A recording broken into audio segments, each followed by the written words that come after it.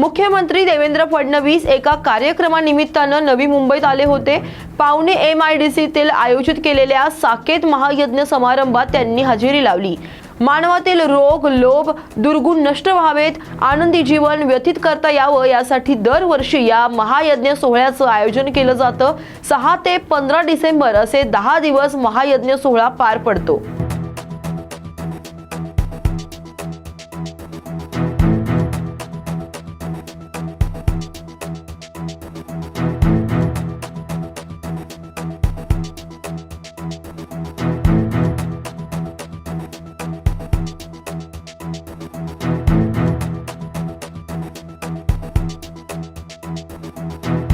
आम्ही पंतप्रधान मोदी यांची भेट घेण्यासाठी वेळ मागितला होता, पण काल आम्हाला वेळ मिळाला नाही।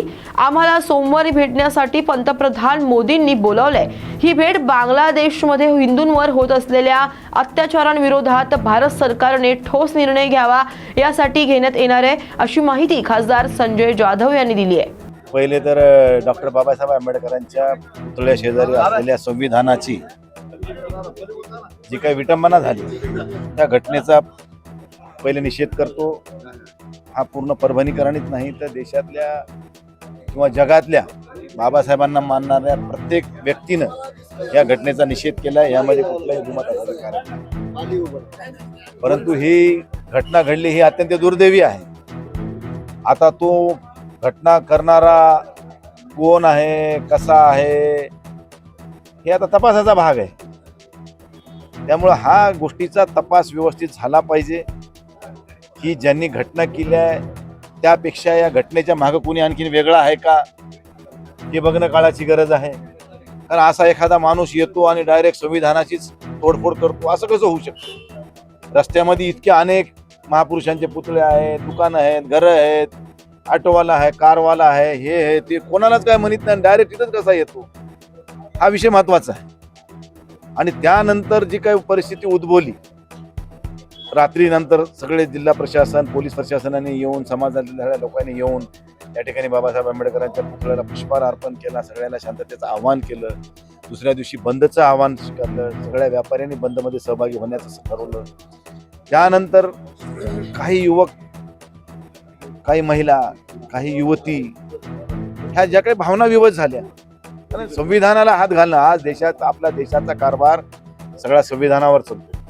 संविधान म्हणजे आपल्यासाठी, आम्ही जेव्हा लोकसभेमध्ये शपथ घेतो ते संविधानाला साक्षी ठेवून शपथ घेतो। या चेअरवर बसणारा प्रत्येक व्यक्ती संविधानाला धरून बसतो।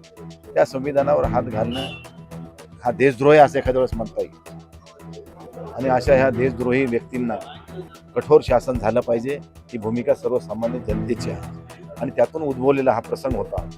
पण ह्या प्रसंगामध्ये नेते मंडळींनी पुढाकार घेऊन शांतता प्रस्थापित करण्याचा प्रयत्न केला, पण काही अंडर 18 किंवा अंडर 20 म्हणा ह्या लोकांनी थोडा अतिरेक करण्याचा प्रयत्न झाला। ह्याच्यात काही दुमत असायचं कारण नाही। नाहक काही व्यापाऱ्यांची दुकानं फुटली, काही लोकांच्या गाड्या फुटल्या, काही लोकांच्या मोटरसायकली जळाल्या फुटल्या, काही लोकांच्या दुकानाची बोर्ड फुटली, त्या लोकांचं मोठ्या प्रमाणात नुकसान झाले, काही लोकांना त्रास झाला। त्याच्याबद्दल मी या ठिकाणी जिल्ह्याचा खासदार म्हणून माफी मागतो। परंतु ह्या सगळ्या लोकांना ज्यांचं नुकसान झालंय त्या लोकांना शासनाची मदत झाली पाहिजे अशा स्वरूपाची विनंती मी आपल्याला या निमित्तानं करतो। त्यामुळं आज ही झालेली घटना आणि त्यानंतर मी असं ऐकलं की ह्या ठिकाणी काही भारतीय जनता पार्टीच्या लोकप्रतिनिधींनी माझ्यावर सुद्धा गुन्हा दाखल करावा अशा स्वरूपाची मागणी केली। अशा स्वरूपाचं माझ्याकडे काही माहिती नाही। माझं म्हणणं एवढंच होतं की दुपारी बांगलादेशमधल्या हिंदूंना प्रोटेक्शन देण्याच्या संदर्भानं मोर्चा काढण्यात आला। त्या मोर्चाला भारतातल्या प्रत्येक नागरिकाचं समर्थन आहे, कोणाचा विरोध असायचं कारण नाही। कारण हा भारतीय लोकांना जर त्रास होत असेल तर त्यांना प्रोटेक्शन देणं, त्यांच्यासाठी आपण उभं राहणं हे आपलं कर्तव्य आहे। पण हे कर्तव्य पार पडत असताना भारतीय जनता पार्टी या हिंदूच्या नावाखाली एक वेगळा अजेंडा राबवत होती। बटेंगे तो कटेंगे, एक है तो सेफ है, हे नारे भारतीय जनता पार्टीचे होते, हे हिंदू म्हणून नव्हते। तुम्ही इथं सगळ्यांना हिंदू म्हणून एकत्र यायला आवाहन केलं होतं, तुम्ही भारतीय जनता पार्टीच्या लोकांना बोलवलेलं नव्हतं। मग तुम्हाला जर हेच करायचं होतं तर तुम्ही फक्त भाजपचे लोक बोलवायचे, हिंदू कशाला बोलवलं कोणाला? मग हिंदूला बोलवलं होतं तर तुम्ही त्या ठिकाणी ह्या गोष्टी करायला नको होत्या. आणि बटेंगे तो कटेंगे, एक है तो सेफ आहे. आणि जेव्हा परभणीमध्ये दंगल सुरू झाली तर तेव्हा एक बी सेफ व्हायला पुढे आला नाही. मग कुठे गेले सेफ वाले परभणीतले सगळे? अरे बोलायला सोपं असते, निभावताना लई त्रास होत असते, कळालं का? म्हणून कधीही अशा भावनिक होऊन कोणत्या गोष्टी करू नका आणि समाजामध्ये तेढ निर्माण होईल असं कुठलं काम करू नका. तुम्ही आणखीन काहीच बघितलं नाही. आम्ही लय जीवनामध्ये अनुभवलो, हे सगळे आम्ही अनुभवणारी माणसं आहेत. आम्ही ह्या सगळ्या प्रक्रियेतून गेलेलो आहोत म्हणून आम्हाला कळतंय. ज्याचं जळते त्यालाच कळतंय. उगा येऊन भाषणं देऊन किंवा काहीतरी वातावरण गरम करून आपली पोळी भाजून घेणं हे सोपं आहे, परंतु त्यानंतर उद्भवणाऱ्या प्रसंगाला समोर जायला काय लागते आणि त्याच्यानंतर त्याचे परिणाम दुष्परिणामाला कसा पुढे जावं लागते हे आम्ही जीवनात अनुभवले. म्हणून एवढ्या अनुभवातून आम्ही तुम्हाला या ठिकाणी सांगतोय. ठीक आहे, तुम्ही केलं, सगळं झालं, त्यानंतर दुर्दैवी दुर्घटना घडली, त्यानंतर जे प्रसंग उद्भवले त्यावेळेस तुम्ही कुठं होतात?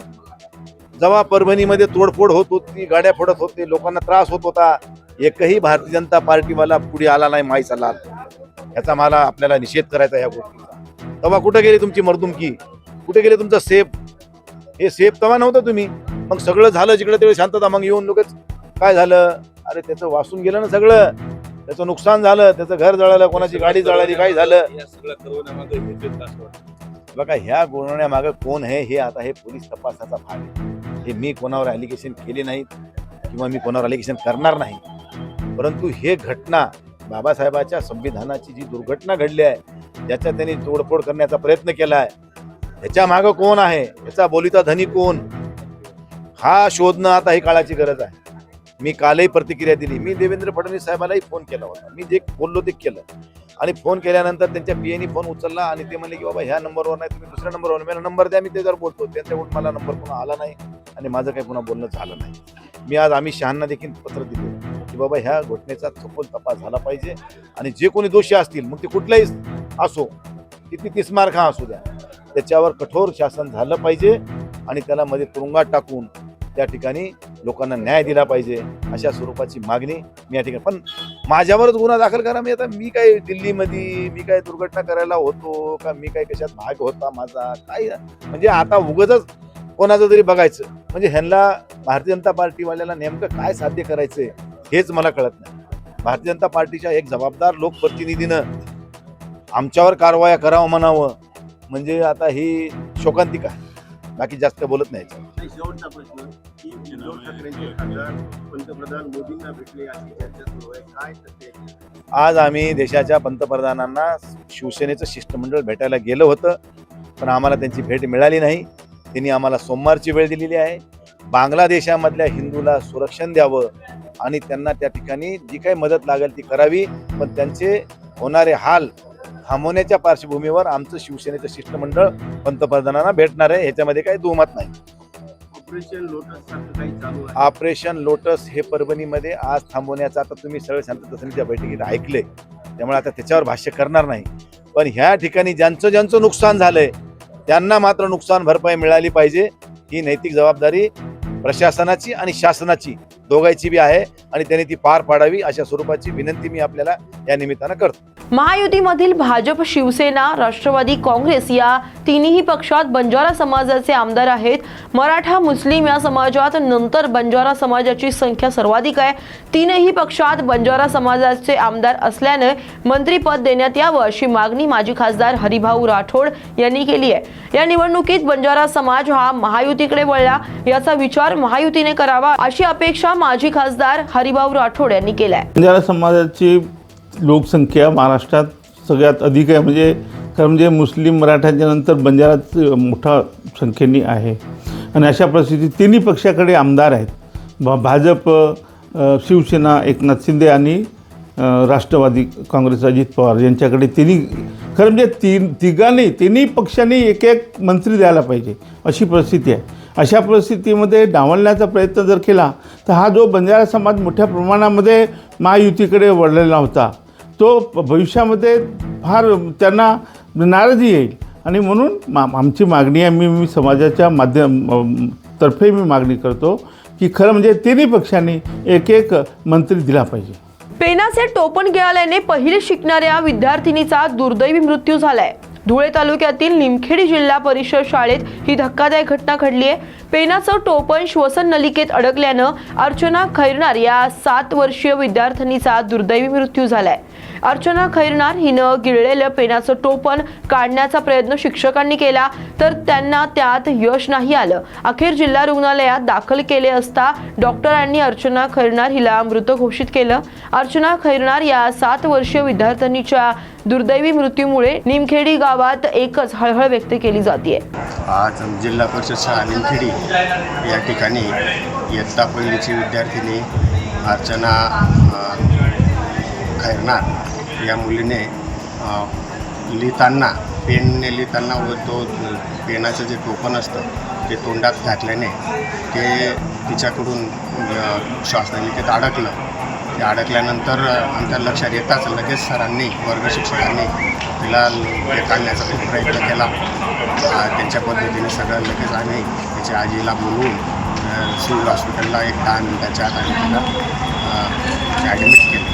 परंतु ते जास्त अडकल्यामुळे तिचा जीव डॉक्टर साहेब वाचू शकले नाही आणि तिचं आज दुर्दैवाने निधन झालं. शिवसेनेचे मुंबई महानगरपालिकेतील आमदार, खासदार आणि प्रमुख पदाधिकाऱ्यांची बैठक रामटेक बंगल्यावर पार पडली. यावेळी शिवसेनेचे मुख्य नेते आणि उपमुख्यमंत्री एकनाथ शिंदे यांचे शिवसेना नेते रामदास कदम यांनी त्यांच्या हस्ते पुष्पगुच्छ देऊन विधानसभा निवडणुकीत दैदिप्यमान यश मिळवल्याबद्दल पक्षाच्या वतीनं अभिनंदन करण्यात आलं.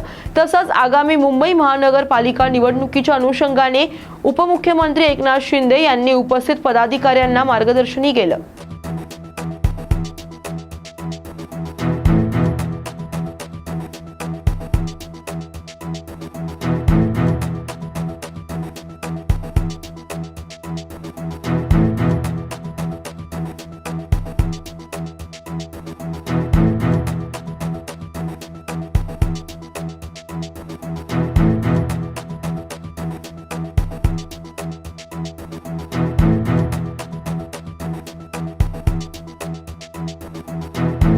अशाच बातम्यांसाठी पहा न्यूज मराठी 24/7. नवा भारत, नवा विचार.